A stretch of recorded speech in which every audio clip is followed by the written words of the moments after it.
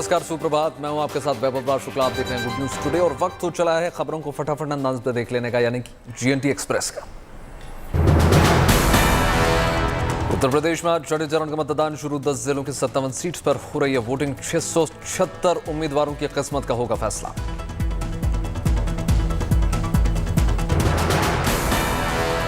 दो करोड़ 15 लाख मतदाता करेंगे मतदान। शाम 6 बजे तक होगी वोटिंग। अम्बेडकर नगर की 5, बलरामपुर की 4, सिद्धार्थनगर की 5, गोरखपुर की 9 सीट्स पर हो रहा है मतदान।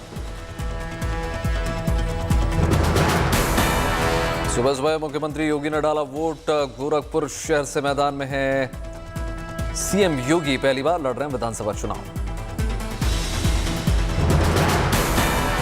बीजेपी छोड़कर सपा में आए स्वामी प्रसाद मौर्य की किस्मत होगी ईवीएम में कैद। कुशीनगर की फजिलका सीट से चुनाव लड़ रहे हैं स्वामी प्रसाद मौर्य। सपा अध्यक्ष अखिलेश यादव आज करेंगे धुआंधार प्रचार। वाराणसी और जौनपुर में करेंगे जनसभा को संबोधित। उत्तर प्रदेश चुनाव में दूसरी बार मंच पर पहुंचेंगे मुलायम सिंह यादव। जौनपुर में करेंगे रैली। 7वें चरण के लिए कांग्रेस ने लगाई पूरी ताकत। वाराणसी, चंदौली और सोनभद्र में प्रियंका गांधी वाड्रा संभालेंगी मोर्चा। वाराणसी के दौरे पर रहेंगी केंद्रीय मंत्री स्मृति ईरानी। बीजेपी कार्यकर्ताओं के लिए करेंगे प्रचार।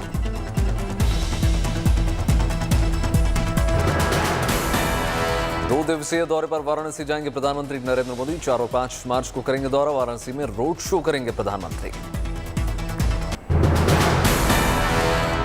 वाराणसी पहुंची पश्चिम बंगाल की मुख्यमंत्री ममता बनर्जी। आज अखिलेश यादव और जयंत चौधरी के साथ गठबंधन के लिए मांगेंगी वोट। बाबा विश्वनाथ के दर्शन करेंगी बंगाल की सीएम। वाराणसी में मुख्यमंत्री ममता बनर्जी का विरोध हुआ। हिंदू युवा वाहिनी ने दिखाए काले झंडे।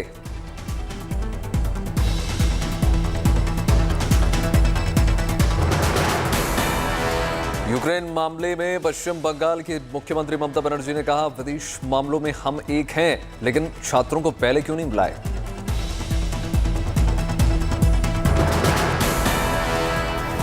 Because of some coordination gap, because of some political busyness, actually we are lagging behind.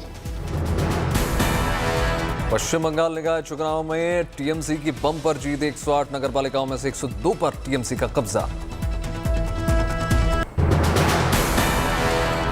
Uttar Pradesh के गाजीपुर में प्रधानमंत्री नरेंद्र मोदी ने की रैली। कहा, उत्तर प्रदेश के विकास के लिए डबल इंजन सरकार आपको वोट नई ऊर्जा देगा। मोदी ने सपा पर साधा निशाना। बोले, परिवारवादियों के शासन में यहां की पहचान माफिया और बाहुबली के बन गई थी। कहा, ये मौका पहचान को बदलने का और उन्हें सजा देने का। यहां की पहचान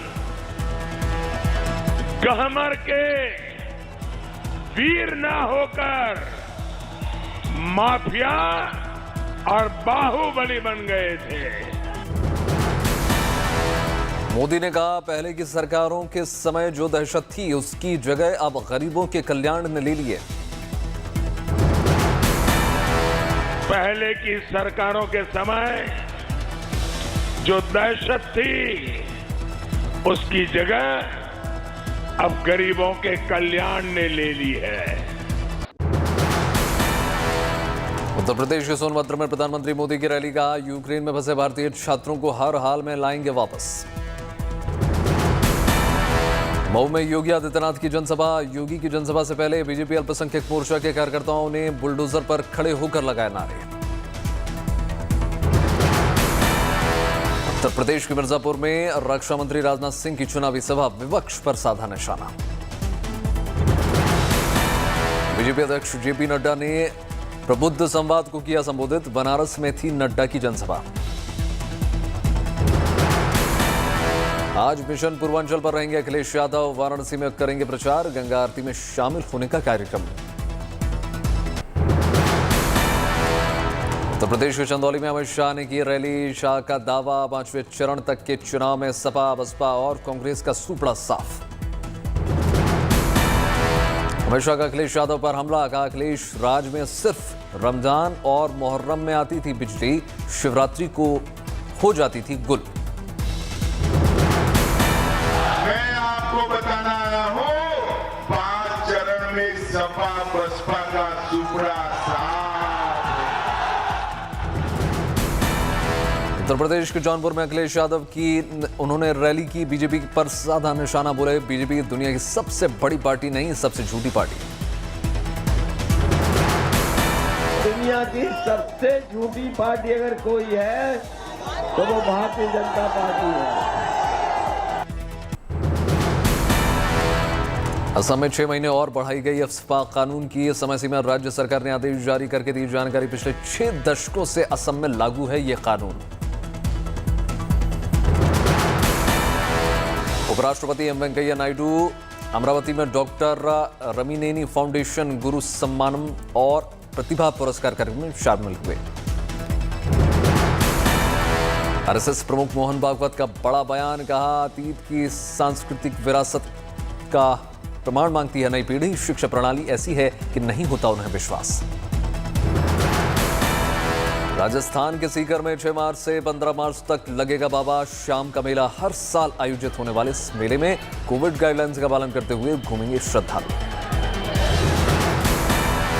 3 सालों के बाद एक बार फिर दार्जिलिंग का मशहूर टॉय ट्रेन का परिचालन शुरू हो गया।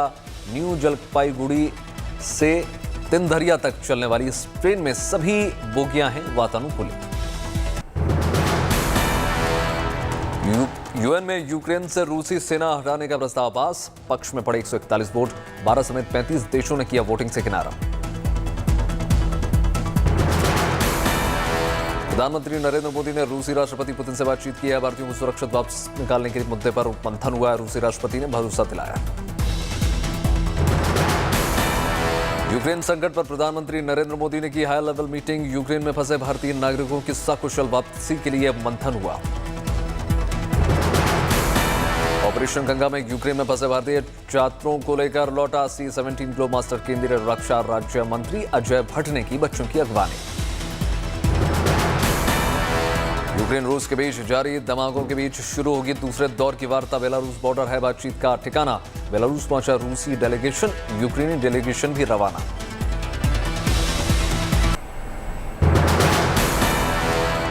एडवाइजरी जारी होने के बाद खार्किव में बड़ा हमला। रूस ने खार्किव में दागी मिसाइल। सिटी काउंसिल बिल्डिंग पर क्रूज मिसाइल से हमला। खार्किव पर करीब रूस का कब्जा। भारतीय छात्रों के लिए विदेश मंत्रालय ने जारी कर दी नई एडवाइजरी। छात्रों को तुरंत खार्किव छोड़ने को कहा गया।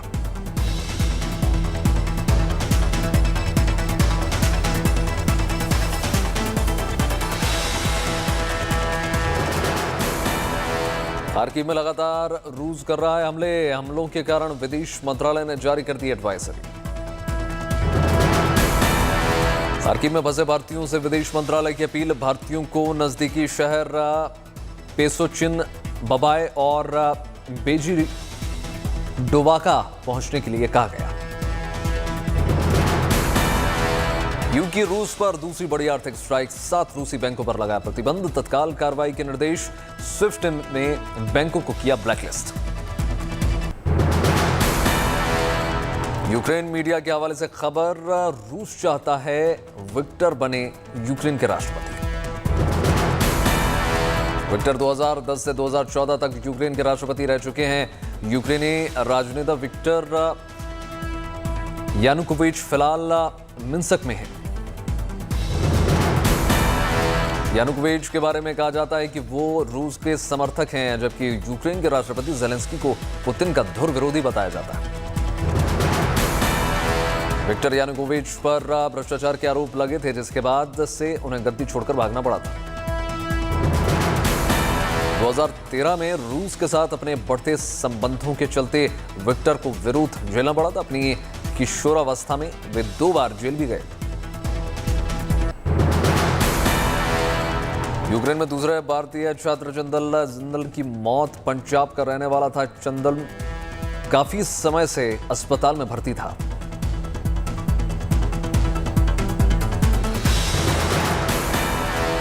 रूस के रक्षा मंत्रालय का बड़ा दावा। रूसी सैनिकों ने दक्षिणी यूक्रेन के खेरसोन शहर पर किया कब्जा। रूस के वित्त मंत्री सर्गेई का बड़ा बयान, यूक्रेन को परमाणु हथियार हासिल करने की अनुमति नहीं देगा रूस। यूक्रेन की मदद के लिए आगे आया स्पेन, रूस के खिलाफ युद्ध के बीच यूक्रेन को हथियार सप्लाई करेगा स्पेन। कीव में बड़े मिसाइल हमले की आशंका, रूसी सेना कर सकती है कार्रवाई।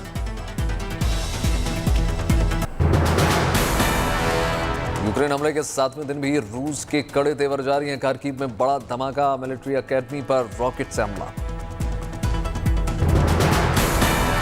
खार्किव में गोलाबारी में 21 लोगों की मौत, 112 घायल।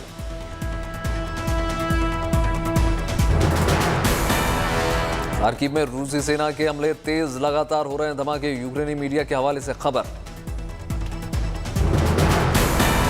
खार्किव में पुलिस विभाग की बिल्डिंग पर हमला, पुलिस मुख्यालय पर गिरी रूसी मिसाइल। खार्किव में रूसी फौज ने जो कि अपनी ताकत, हमले में कई अहम इमारतें तबाह।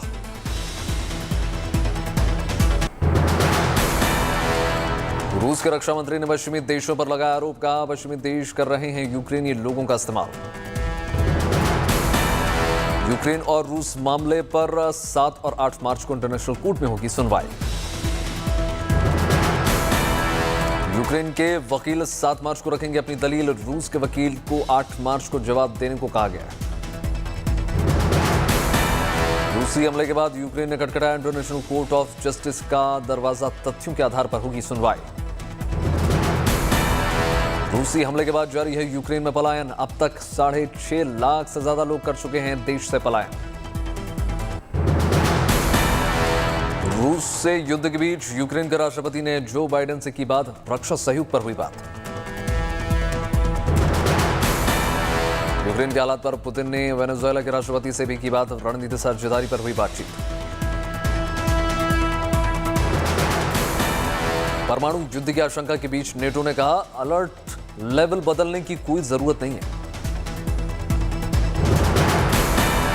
रूस पर ब्रिटेन का बड़ा प्रतिबंध, ब्रिटेन के किसी भी बंदरगाह में प्रवेश नहीं कर पाएंगे रशियन जहाज।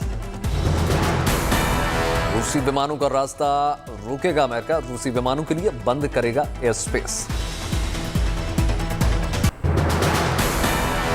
यूक्रेन के ग्रुप का रूस पर साइबर अटैक, पावर ग्रिड और रेलवे को बनाया निशाना। यूक्रेन की मदद करेगा वर्ल्ड बैंक, 300 करोड़ US की आर्थिक मदद देने को तैयार। $10,000 से ज्यादा विदेशी मुद्रा के साथ रूस छोड़ने पर पाबंदी लगा दी गई है। पलायन रोकने के लिए रूस की सरकार ने उठाया बड़ा कदम।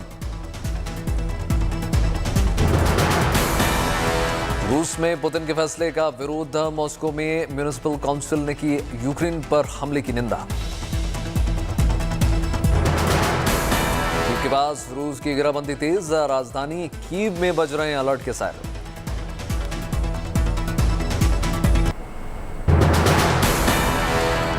रूस के राष्ट्रपति के परिवार को लेकर बड़ा दावा, न्यूक्लियर अटैक की बड़ी आशंका के बीच पुतिन ने अपने परिवार को किया है अंडरग्राउंड। रूसी राष्ट्रपति पुतिन ने अपने परिवार को अंडरग्राउंड सिटी में छिपा दिया है। रूस के रहने वाले प्रोफेसर वलीरी ने कही है बड़ी बात। प्रोफेसर सोलोव ने दावा किया है कि व्लादिमीर पुतिन ने साइबेरिया में मौजूद एक आलीशान और हाईटेक बंकर मौजूद है। रूस के विदेश मंत्री सर्गेई लवरोव का दावा, अगर तीसरा विश्व युद्ध हुआ तो परिणाम विध्वंसक। यूक्रेन में रूसी हमले के बाद ईयू ने बेलारूस के 22 नागरिकों पर लगाई पाबंदी।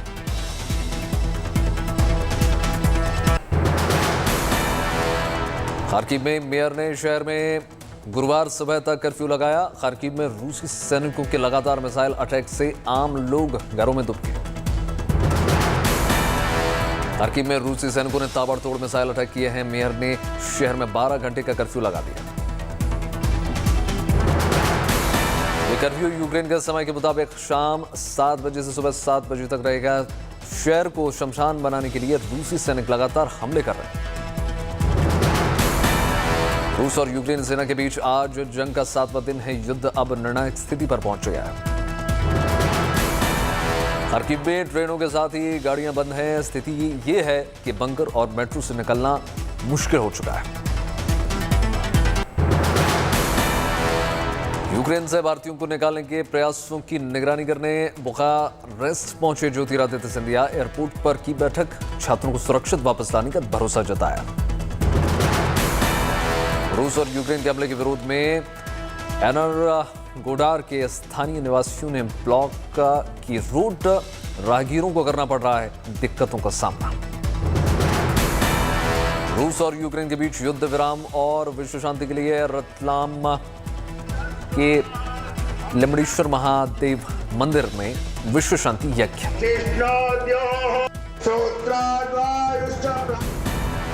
रूसी मीडिया स्पुतनिक का बड़ा बयान ट्वीट करके कहा, रूस चाहता है शांति लेकर, यूक्रेन अमेरिका की आड़ में कर रहा है समय खराब। यूक्रेन का दावा, 6000 रूसी जवानों को मार गिराया, 6 टैंकों पर भी कब्जा। रूस की अर्थव्यवस्था की मंदी के दलदल में फंसने की आशंका बढ़ी, रूस के फॉरेन रिजर्व फ्रीज किए गए। रूस के खिलाफ एकजुट हुई गूगल, मेटा, एप्पल जैसी बड़ी कंपनियां। गूगल और मेटा ने रूस की संचालित मीडिया को अपने प्लेटफॉर्म पर विज्ञापन बेचने से मना कर दिया।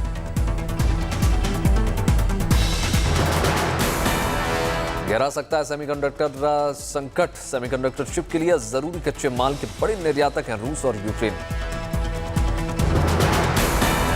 कच्चे तेल की बढ़ती कीमतों को काबू करने के लिए इंटरनेशनल एनर्जी एजेंसी के 31 देश जारी करेंगे अतिरिक्त स्टॉक। 60 मिलियन बैरल कच्चा तेल किया जाएगा रिलीज।